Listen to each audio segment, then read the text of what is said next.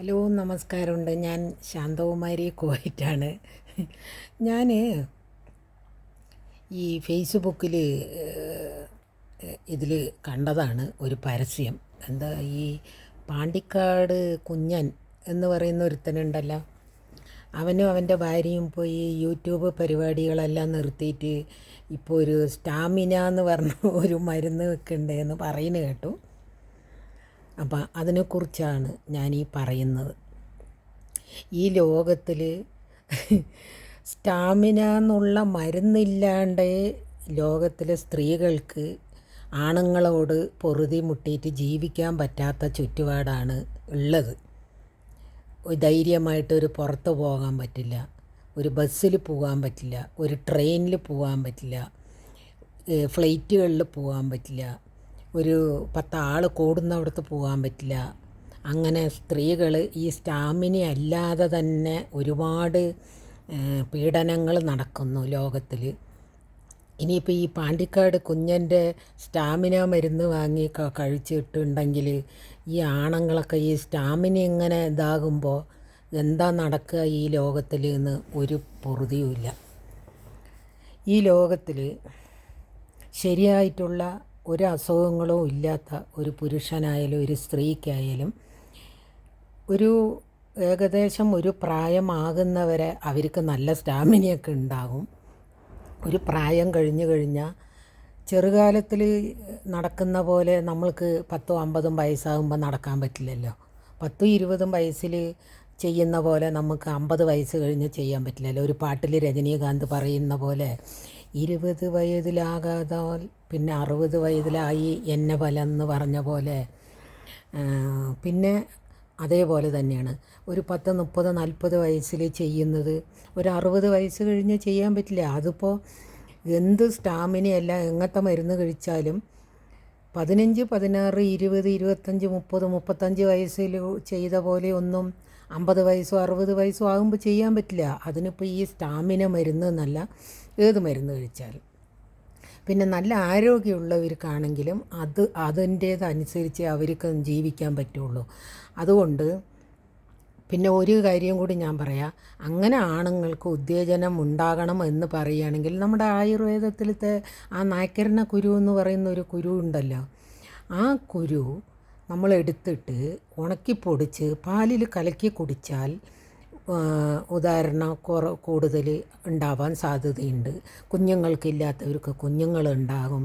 പിന്നെ എന്താണെന്ന് പറഞ്ഞാൽ ഈ ബീജത്തിലെ അണുക്കൾ ഇല്ലാത്ത ആണുങ്ങൾക്കാണെങ്കിൽ അതിലെ അണുക്കൾ കൂടാനുള്ള സാധ്യതകളുണ്ട്. അപ്പോൾ ഈ നായ്ക്കരണ പരിപ്പ് എന്ന് പറയുന്ന ഒരു സാധനം ഈ ഒരു സ്റ്റാമിനൻ്റെ കൂട്ടത്തിലുള്ള ഒരു മരുന്ന് കൂടിയാണത്. അത് ഒറിജിനലായിട്ട് യാതൊരു കലപ്പും ഇല്ലാതെ നമ്മൾക്ക് നായ്ക്കരണ ചെടിയിൽ നിന്ന് പറിച്ച് അതിനെ ഉണക്കിയെടുത്ത് അതിൻ്റെ പരിപ്പ് എടുത്ത് നമ്മൾ പൊടിച്ച് പാലിൽ കലക്കി കുടിച്ചാൽ യാതൊരു വക ദോഷവും ഉണ്ടാകില്ല, സ്റ്റാമിന ഉണ്ടാവുകയും ചെയ്യും. അപ്പോൾ ഞാൻ പറഞ്ഞു വന്നത്, സ്റ്റാമിന ഈ അവിടെ നിന്നും ഇവിടെ നിന്നും ഓരോ പരസ്യങ്ങൾ കണ്ട് ആണുങ്ങൾ വാങ്ങി കഴിച്ച് അതിൻ്റേതായിട്ടുള്ള ദോഷങ്ങൾ, കിഡ്നിക്ക്, ഹാർട്ടിന് പ്രോബ്ലങ്ങൾ, ഈ ഇംഗ്ലീഷ് മരുന്ന് പോലത്തെയും ഈ കണ്ട ആൾക്കാരും പരസ്യങ്ങളിലും കൊടുക്കുന്നത് അവർ പ്രൊഡക്റ്റ് വിൽക്കാൻ വേണ്ടിയിട്ടുള്ള പരസ്യങ്ങളാണ്. അതൊന്നും വിശ്വസിച്ച് വാങ്ങിച്ച് കഴിച്ച് ആണുങ്ങളായാലും പെണ്ണുങ്ങളായാലും അവനവൻ്റെ ശരീരത്തിനെ കേടുവരുത്തരുത്. ഒരു അല്പസുഖത്തിന് വേണ്ടി മാത്രം നമുക്ക് ചെയ്യരുത്. ദൈവം തന്ന ആരോഗ്യമുള്ള ഒരു ശരീരമാണെങ്കിൽ ആ ആരോഗ്യത്തോടു കൂടി നമ്മൾ മരിക്കുന്നവരെ ജീവിക്കണം എന്നുള്ള വിശ്വസിക്കുന്ന ആളാണ് ഞാൻ. അതുകൊണ്ട് ഇനി പാണ്ടിക്കാട് കുഞ്ഞെന്നല്ല, ആരായാലും ഈ കമ്പനികളെല്ലാം പരസ്യം കണ്ട് ദയവ് ചെയ്ത് ആണുങ്ങൾ വാങ്ങി അത് ഉപയോഗിക്കരുത്. ഇല്ലെങ്കിലേ മരണനിരക്കുകൾ ഒരുപാട് കൂടുതലാണ്. കിഡ്നി ക്യാൻസർ, പിന്നെ ട്യൂമർ, പല അസുഖങ്ങൾ, ഇല്ലെങ്കിൽ ആക്സിഡൻറ്റ് പറ്റിയിട്ടുള്ള അങ്ങനെ ഒരുപാട് പ്രശ്നങ്ങൾ ഈ ലോകത്തിൽ നടക്കുന്നുണ്ട്. അതിൻ്റെ ഇടയിൽ ഇനി സ്റ്റാമിന മരുന്ന് വാങ്ങിയും കൂടി കഴിച്ചിട്ട് ഇനി പ്രശ്നങ്ങൾ ഉണ്ടാക്കരുത്. പ്രത്യേകിച്ച് ഇംഗ്ലീഷ് മരുന്ന് കഴിക്കുന്നതേ ദോഷം തന്നെയാണ്. എപ്പോഴും നമ്മളുടേതായിട്ടുള്ള പ്രകൃതിയിൽ തന്നെ നമ്മൾക്ക് മരുന്നുകളുണ്ട്. ആ പ്രകൃതിയിലുള്ള മരുന്നുകളാണ് നമ്മൾ ഏറ്റവും കൂടുതൽ കഴിക്കേണ്ടത്. അപ്പോൾ അതുകൊണ്ടാണ് ഞാൻ പറയുന്നത്, പ്രകൃതിയിൽ കിട്ടുന്ന മരുന്നുകൾ.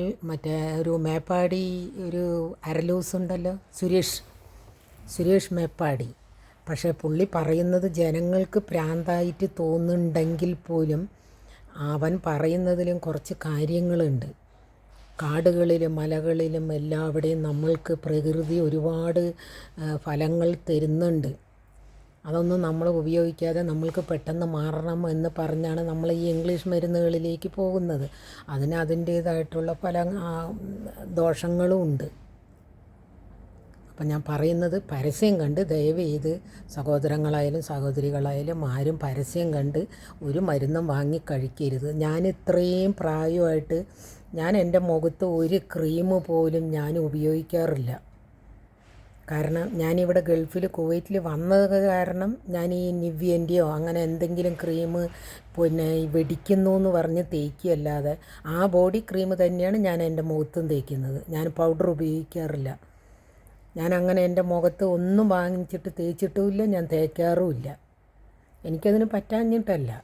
ഇപ്പോൾ ദൈവം വേണ്ടി വെച്ചിട്ട് ക്രീമുകൾ ഞാൻ മേടിച്ച് തേക്കും. അതുപോലെ തന്നെ ഞാൻ ബ്യൂട്ടി പാർലറിൽ പോകാറില്ല. എൻ്റെ സങ്കല്പത്തിൽ സൗന്ദര്യം എന്ന് പറയുന്നത് നമ്മൾക്ക് ദൈവം തരുന്ന സൗന്ദര്യം തന്നെയാണ് നമ്മൾക്ക് സൗന്ദര്യം. കാശും കൊടുത്ത് അതും ഇതും വാരി തേച്ച് വയസ്സാകുമ്പോൾ വേറൊരു രൂപമാകുന്ന മുഖമാകാൻ എനിക്ക് താല്പര്യമില്ല. ദൈവം തന്നത് എങ്ങനെ തന്നെ ഉണ്ടാവും അങ്ങനെ തന്നെ ഇരിക്കട്ടെ എന്നുള്ള ആളാണ് ഞാൻ. അപ്പോൾ ആരും പരസ്യം കണ്ട് വാങ്ങി തേച്ച് അവനവൻ്റെ ശരീരത്തിന് കേടുവരുത്തരുത് എന്നൊരു അഭിപ്രായക്കാരിയാണ് ഞാൻ. Okay, bye. ഞാൻ ശാന്തകുമാരിയാണ്. എല്ലാവരും സപ്പോർട്ട് ചെയ്യണം, ഷെയർ ചെയ്യണം, ബെല്ലൈക്കൻ അമർത്തണം, സബ്സ്ക്രൈബ് ചെയ്യണം, എല്ലാം ചെയ്യണം. നിങ്ങളുടെ എല്ലാവരുടെയും സപ്പോർട്ട് കൊണ്ടാണ് ഞാനിതിങ്ങനെ മുന്നോട്ട് കൊണ്ടുപോകുന്നത്. എൻ്റെ ഒരു ആഗ്രഹം, ഈ കുവൈറ്റിൽ നിന്ന് പോയി കഴിഞ്ഞാൽ നമ്മുടെ നാട്ടിൽ ഒരുപാട് പാവപ്പെട്ടവർക്ക് കുറേ എന്തെങ്കിലുമൊക്കെ ചെയ്യണം, അസുഖമുള്ളവർക്ക് ചെയ്യണം, വയസ്സായ അമ്മമാർക്ക് ഒരു നേരത്തെ ഭക്ഷണം കൊടുക്കണം, അസുഖമുള്ളവർക്ക് എന്തെങ്കിലും അങ്ങനെയുള്ള ഒരു ആഗ്രഹത്തോടു കൂടിയാണ് ഞാൻ ഈ യൂട്യൂബ് ചാനൽ തുടങ്ങിയത് തന്നെ. അപ്പോൾ എനിക്ക് എന്തെങ്കിലും നിങ്ങളുടെ ഒരു ലൈക്കോ അല്ലെങ്കിൽ സബ്സ്ക്രൈബ് അല്ലെങ്കിൽ ഷെയർ അതിലൊക്കെ എനിക്ക് കിട്ടുന്ന ആ ബെനിഫിറ്റാണ് ഞാൻ ആഗ്രഹിക്കുന്നത്. എനിക്ക് 60 വയസ്സായിട്ടുണ്ട്. ഞാൻ എത്രയും പെട്ടെന്ന് എനിക്ക് നാട്ടിൽ പോകണം എന്നാണ് എൻ്റെ ആഗ്രഹം. നാട്ടിൽ പോയിട്ട് ഇതുപോലെ എന്തെങ്കിലും ഉപകാരങ്ങൾ ആൾക്കാർക്ക് ചെയ്യണം. അസുഖമുള്ളവർക്ക് എന്തെങ്കിലും 10 രൂപ കൊടുക്കണം. അതിന് എനിക്ക് എന്തെങ്കിലും ഒരു വരുമാനം ഉണ്ടെങ്കിലല്ലേ എനിക്ക് ചെയ്യാൻ പറ്റുള്ളൂ. അതുകൊണ്ടാണ്. അപ്പോൾ എല്ലാവരും എനിക്ക് ദയവ് ചെയ്ത് സപ്പോർട്ട് ചെയ്യണം. എല്ലാവർക്കും എൻ്റെ ഒരു ഹൃദയം നിറഞ്ഞ നമസ്കാരം.